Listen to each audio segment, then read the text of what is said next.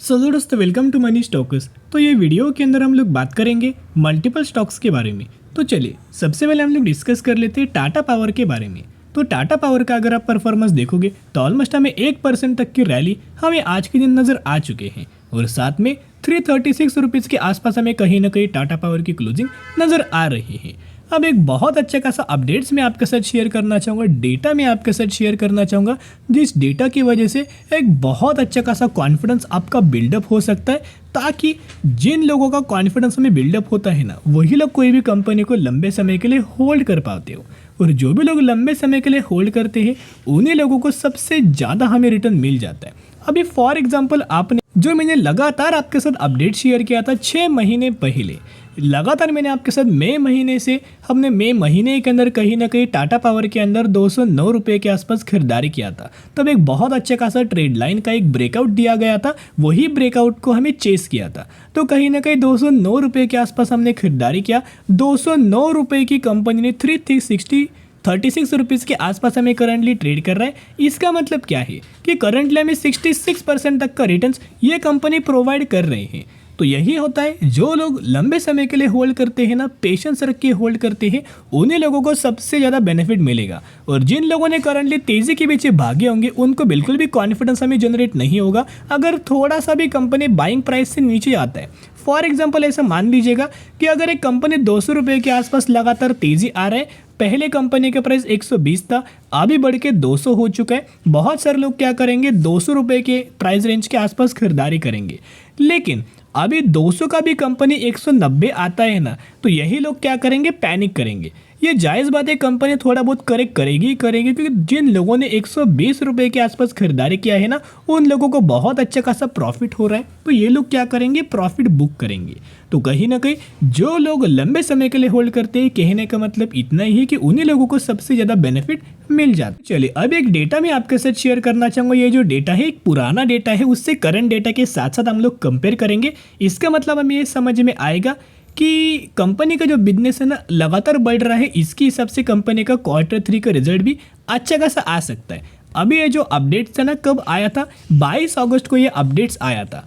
तब हमें टाटा पावर का जो ऑर्डर बुक था कितना था, 17,640 करोड़ का। ये नंबर दोस्तों ध्यान में रखना, कितना ऑर्डर बुक था टाटा पावर का 22 अगस्त को, 17,640 करोड़। ये जो ऑर्डर बुक है ना, सोलर रिगार्डिंग हमें ऑर्डर बुक नजर आ रहा था। और करंटली 3 दिनों पहले एक खबर हमें नजर आया था टाटा पावर के ही रिगार्डिंग। तो अभी जो टाटा पावर का कितना दोस्तों ऑर्डर बुक हो चुका है, करंटली टाटा पावर का 18,700 करोड़ का ऑर्डर बुक हमें हो चुका है।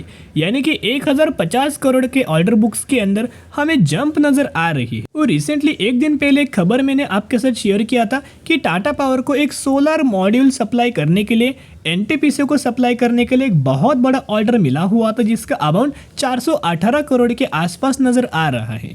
यानी कि ये भी अगर आप करंटली जोड़ के देखेंगे तो पहले ऑर्डर बुक कितना ग्रोथ हुआ है, ओके 1,050 करोड़ से आसपास, और उसके अंदर हमें 400 करोड़ ऐड कर लीजिएगा। इतना शानदार तरीके से कंपनी का ऑर्डर बुक हमें लगातार बढ़ रहा है। तो कहीं ना कहीं अगर आप देखोगे सोलर रिगार्डिंग जो कंपनी बिजनेस करता है, या फिर रिन्यूएबल एनर्जी रिगार्डिंग जो कंपनी बिजनेस करता है, या फिर जो power generation regarding company business करता है ना, उन बिजनेस के अंदर ज़रूर आने वाले सालों में बहुत ही शानदार तरीके से कंपनी को ग्रोथ हमें मिल सकता है। और रिसेंटली कंपनी को 150 मेगावाट सोलर मॉड्यूल सप्लाई करने के लिए एनटीपीसी को एक बहुत बड़ा प्रोजेक्ट हमें दिया गया है। और ये प्रोजेक्ट कहाँ था, राजस्थान के अंदर ये प्रोजेक्ट हमें सिचुएटेड नजर आ रहा है। इन सभी प्रोजेक्ट्स को देख के अगर आप ब्रोकरेज फर्म के द्वारा टारगेट यहाँ देखोगे तो ब्रोकरेज फर्म टाटा पावर को लेके बहुत ज़्यादा बुलिश है। तो यह शेरकन ब्रोकरेज फर्म का मानना है कि बहुत ही जल्द कंपनी का प्राइसिंग 390 रुपये का लेवल्स कंपनी अचीव कर सकती। लेकिन इतना अगर कंपनी भागेगा तो बहुत परेशानी हो सकता है। इसे एसएम ऑर्डर के अंदर भी डाला जा सकता है, सेबी के द्वारा फाइन लग सकता है। तो डायरेक्टली कंपनी के अंदर इतना ह्यूज अमाउंट ऑफ रैली नहीं आएगा। अभी क्या हो सकता है, थोड़ा बहुत हमें टाटा पावर के अंदर करेक्शन नजर आ सकता है। उसके ऊपर एक अपडेट है, जैसे कि यहाँ अगर आप देखो आज के दिन हमें फाइनली ट्रेडिंग सेशन के दिन अगर आप देखोगे तो टाटा पावर के अंदर हमें एम ऑर्डर लग चुका है।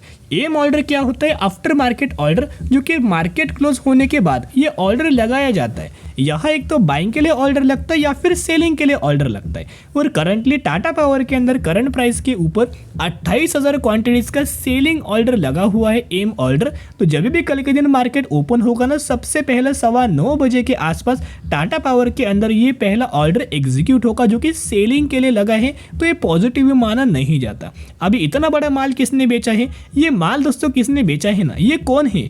जिन लोगों ने 250 रुपए के आसपास खरीदारी किया है, 270 रुपए के आसपास खरीदारी किया है, 290 रुपए के आसपास खरीदारी किया है, जिन लोगों को मुनाफा हो रहा है ना, वही लोग ये अपना प्रॉफिट बुक कर रहे हैं। तो इसे बिकवाले मत समझना, इसे प्रॉफिट बुकिंग समझना कि जिसकी वजह से थोड़ा बहुत कंपनी करेक्ट हो सके, थोड़ा बहुत कंपनी यहाँ वेट लूज कर सके। और जब भी कंपनी वेट लूज करेगा, नए पोजीशन क्रिएट होंगे, फिर हमें टाटा पावर के अंदर रैली आएगा और टारगेट 390 रुपए का फिर टाटा पावर अचीव कर सकते। एक चीज ऑब्जर्व करेंगे ना, तो जब जब टाटा पावर के अंदर हमें रैली आता है ना, उस समय डिलीवरीज कोई ज़्यादा नजर नहीं आता।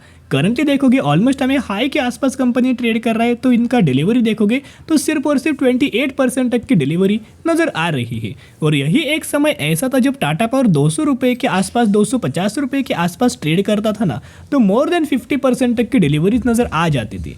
अभी क्या है, पहले से लोगों ने खरीदारी करके रखा हुआ है, उनको बेनिफिट्स हो रहा है, तो वो लोग अभी करंटली हाई के आसपास निवेश नहीं करेंगे, जिसके द्वारा म्यूचुअल फंड्स लगातार टाटा पावर के अंदर निवेश कर रहे हैं। कहीं ना कहीं यही रीजंस की वजह से भी एक पॉसिबिलिटीज हो सकती है कि और हमें कंपनी के अंदर तेजी आ सकती है। और बिजनेस तो आपको पता ही होगा, तो करंटली वेट एंड वॉच करना, सबसे पहले कंपनी को करेक्शन होने दीजिएगा, उसके बाद निवेश करने के बारे में सोचना। तो चलिए अभी हम बात करेंगे अगली कंपनी के बारे में, जिसका नाम है रिलायंस। तो रिलायंस इंडस्ट्रीज की अगर बात की जाए तो ऑलमोस्ट हमें आज के दिन कंपनी के अंदर 1% तक की रैली नजर आया। एक्चुअली मार्केट जब ऑन था या फिर market during the market company almost हमें 1.5% तक का भी रैली हमें नजर आ रहा था, लेकिन करंटली देखोगे तो क्लोजिंग होते होते 1% के आसपास हमें रिलायंस क्लोज हो चुका है। 2,520 रुपए के आसपास हमें कहीं ना कहीं रिलायंस की क्लोजिंग नजर आ चुकी है। तो रिलायंस के अंदर अपडेट देखोगे तो रिसेंटली एक बहुत बड़ा अपडेट्स आया हुआ है। कंपनी क्या करने वाली है, कंपनी का प्लान है जिसके अंदर 75,000 करोड़ का एक बहुत बड़ा इन्वेस्टमेंट करने वाली है एनर्जी इकोसिस्टम को लेके। यानी कि रिसेंट अपडेट देखोगे, Reliance Industries green energy equipment business इंटीग्रस एनालिस्ट, यानी कि कंपनी का एक बहुत बड़ा प्लान है, जिसके प्लान के अंदर कंपनी 75,000 करोड़ का एक बहुत बड़ा इन्वेस्टमेंट करने वाली है। क्या करने वाली है?